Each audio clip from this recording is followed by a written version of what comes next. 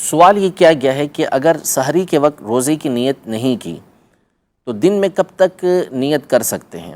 اور اگر بالکل ہی نیت نہیں کی تو کیا حکم ہوگا؟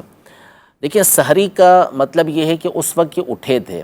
اگر اس وقت اٹھے تھے اور باقاعدہ کھانا کھایا تھا، سحری کی تھی، تو اس کا تو مطلب یہ ہے کہ وہ روزے کی نیت کر رہے ہیں، اس لیے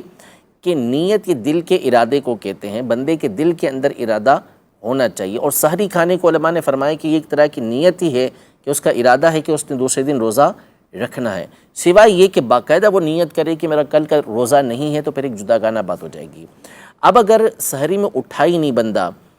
یا اٹھا لیکن اس نے سحری کی نہیں، ایسے ہی وقت گزار لیا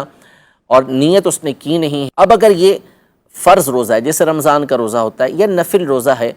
تو اس میں حکم یہ ہے کہ ضحوہ کبریٰ سے پہلے، جس کو ہمارے یہاں زوال کا وقت کہا جاتا ہے، اس سے پہلے اگر وہ چاہے تو نیت کر سکتا ہے، لیکن اس میں دو چیزوں کا ہونا ضروری ہے۔ نمبر ایک یہ کہ اس نے صبح صادق سے لے کر اس وقت تک کچھ کھایا پیا نہ ہو، یعنی جان بوجھ کے کچھ کھایا پیا نہ ہو، روزہ توڑنے والا کوئی کام اس نے نہ کیا ہو۔ دوسرا یہ کہ وہ نیت یہ کرے گا کہ میں صبح سے روزے سے ہوں،